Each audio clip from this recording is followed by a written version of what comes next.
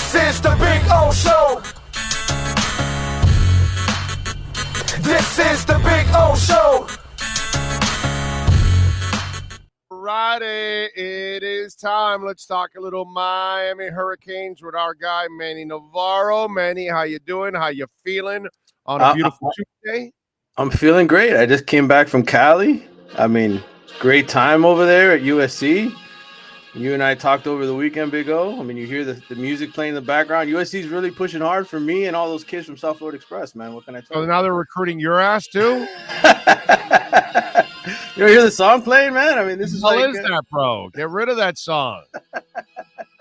Get rid of that. Oh, we're man. kids to come to Miami, not to USC. Hey, man, So California's beautiful, but I couldn't live there. After my conversation, they said, F it, we're not going to UCLA anymore, right? You guys turned around from there and just went back home, right? That's what happened. I'll tell you, UCLA, Chip Kelly was there in his office, never came out to even see the kids that were there. So that tells you what kind of recruiter Chip Kelly is and how much he cares about recruiting. In fact, they asked Cormani McLean, who's the #1 cornerback in the country, one of the quality control coaches who gave us a 20-minute tour, said to Cormani, he says, "Hey, do you have any offers?" Didn't even know who the kid was. So there you go. You want Chip Kelly as a coach. That's his program. Wow. The only thing I remember about Chip Kelly is Mellow Mushroom. That's it, huh?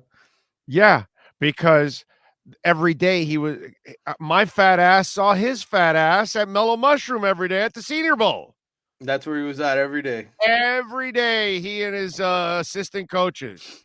Wow. I'm like, this guy, bro. I'm like, you're acting like a reporter, bro. You're acting like a radio guy. What's wrong with you? You're here at Mellow Mushroom every day? Yeah. I love Mellow Mushroom, by the way. I don't know. Good food. Yeah. Yeah, isn't it? Mm-hmm. They are. They do a great job, dude. I need a Mellow Mushroom out here by West Kendall. Would be really, really nice. They closed the one in the bakery center or whatever that's called now. Parallel Bars. I don't know what the hell is that Sunset Place. Okay, Sunset whatever. Place, right? Yeah. Damn it! Stop changing names. Holy crap! Everybody's got to change his name, man.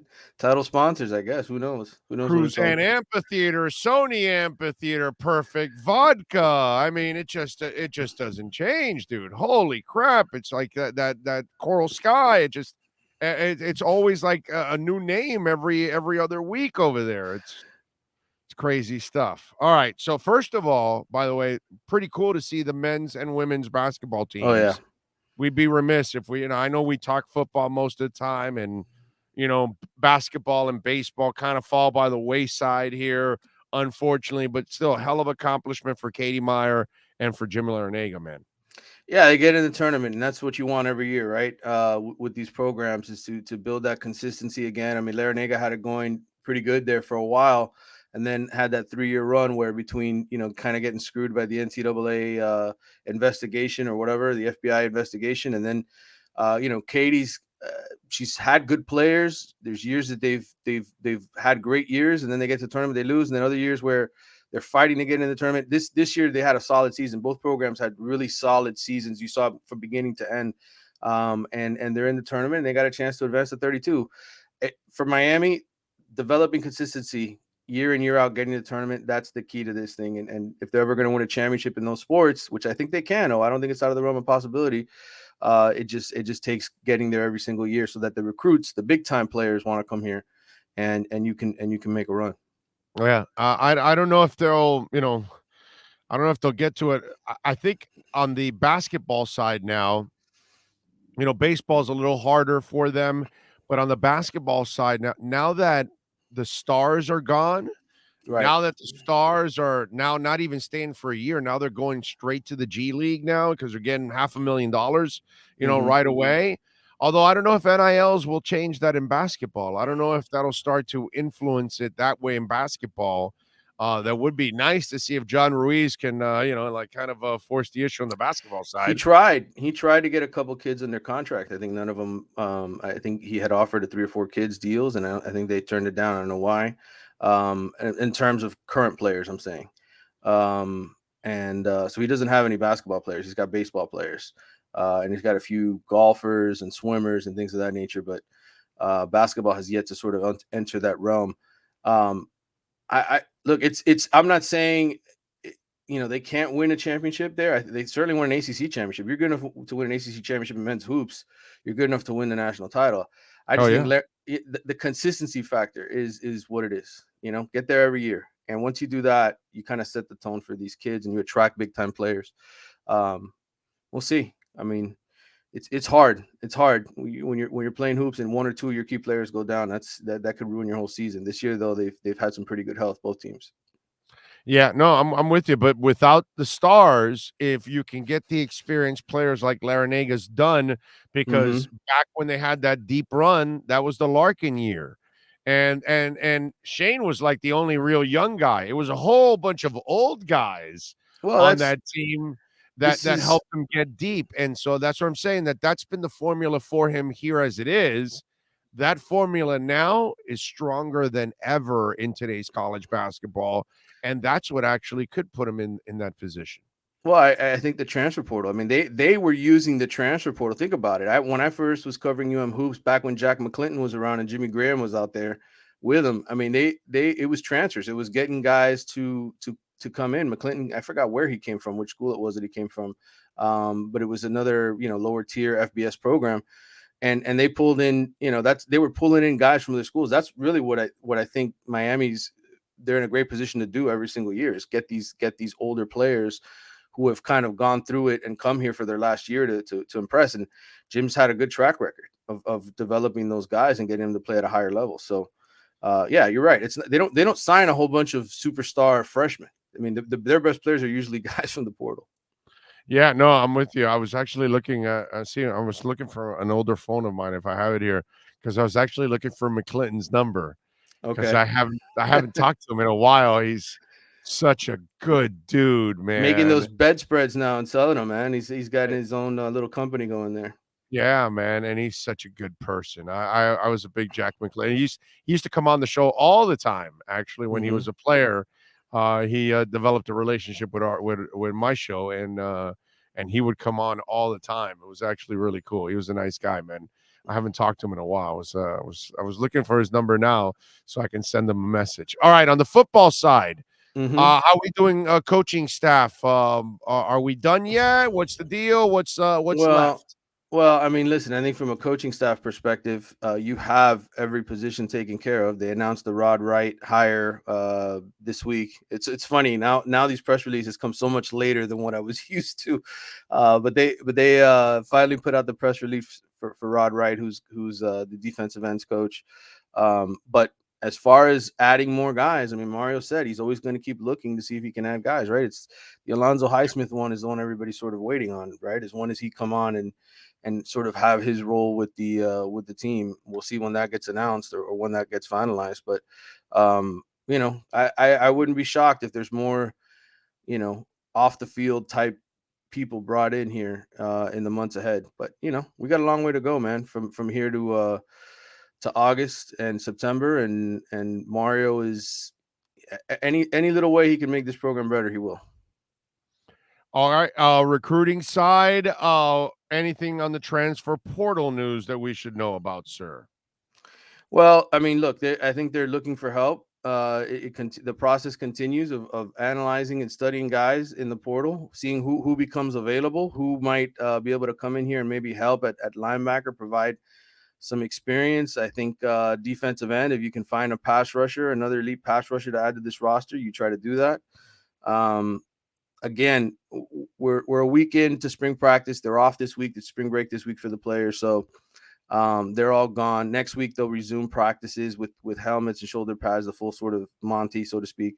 And we'll continue to, Mario will continue to get a good look at this roster and see which guys he really wants to keep and where he needs help.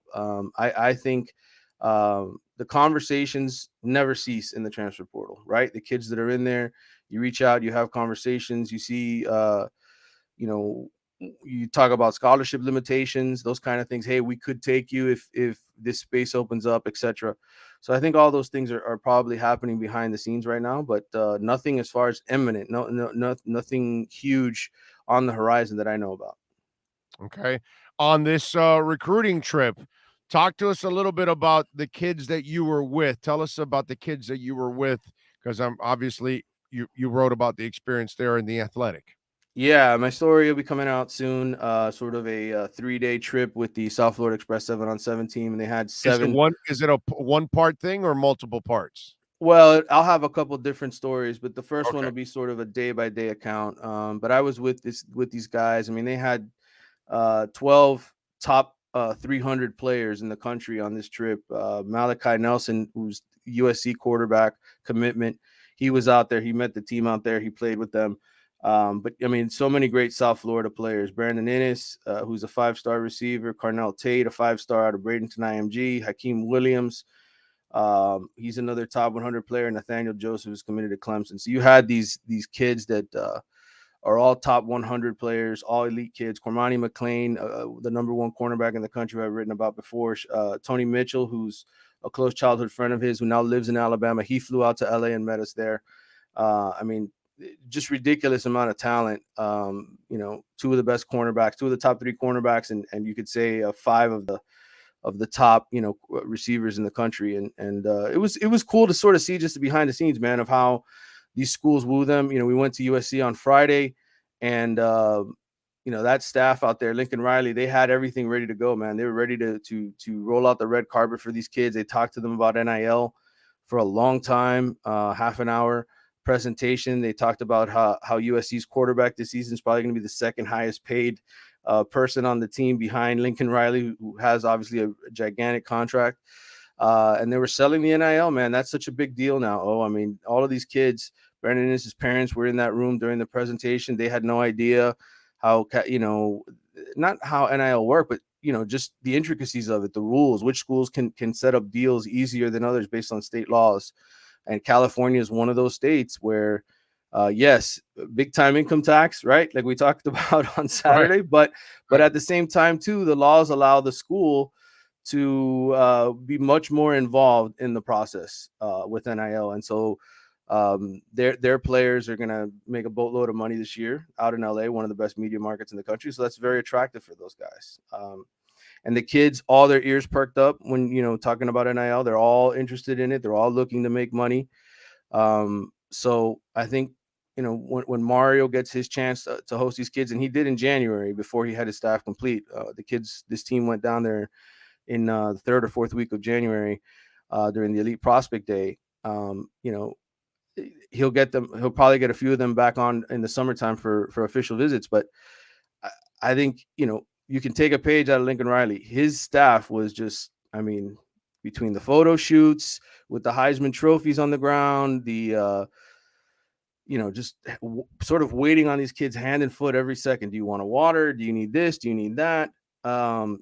It was definitely impressive. And it made an impression on these kids. I think a lot of them really liked what they saw at USC. I think Miami's kind of got to set themselves up to be ready to do the same thing when some of these kids come back so that they can impress them equally. I know this from talking to the parents. Mario Cristobal is immensely impressive himself, the way that he handles things. When we were walking through UCLA's campus on Saturday, one of the parents, we were all sort of talking about, man, Chip Kelly didn't even come out of his office to come talk to these kids or say hello.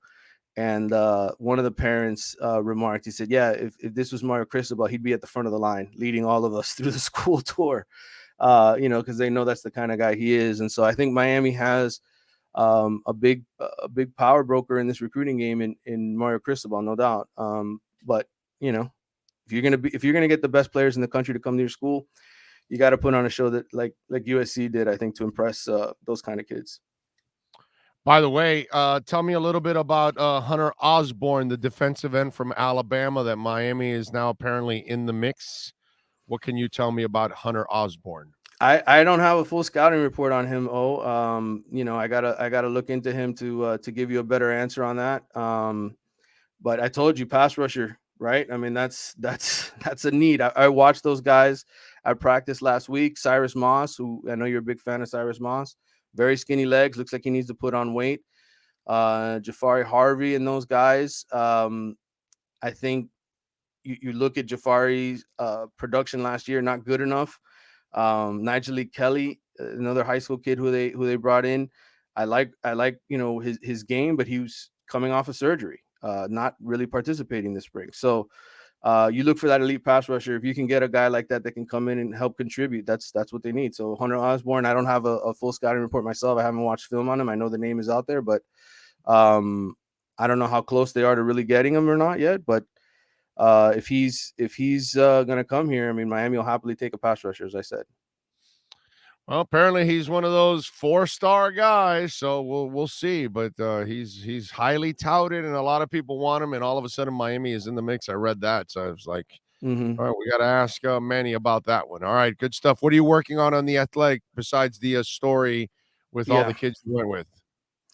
Well, I mean, I'm going to give my thoughts on what the first week looked like individually for me, position by position, who I was impressed with, who I think looks a lot better than they did a year ago. So I'll have a sort of a week in review first week coming out this week. And then I'll have those stories on the trip. Brandon Innes, the 5-star receiver that Miami is definitely interested and badly wants. I was hanging out with his parents all weekend, so I have a story on him.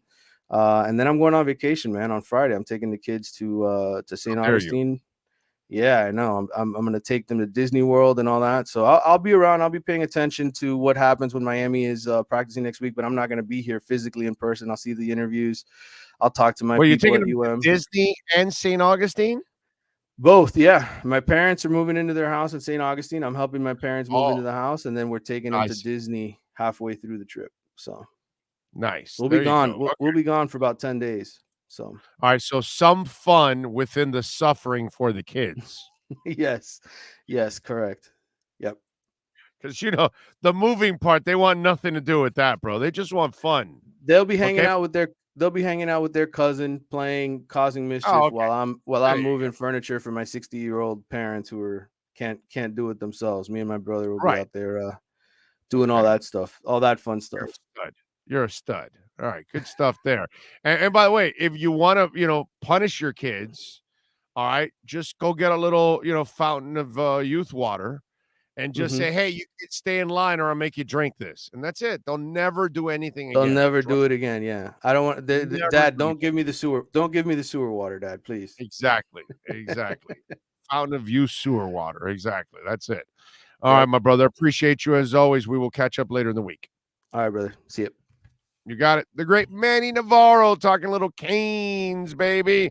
And we're going to add more Canes. We're adding a Manny Navarro show, a weekly show. And by the way, if your business thinks they can host that Manny Navarro Cane show, reach out to us on our business line. Reach out to us on the DM. Anyway, let's take a very tiny break to tell you that this was Manny Navarro and our Canes, where Miami Hurricanes report. If you're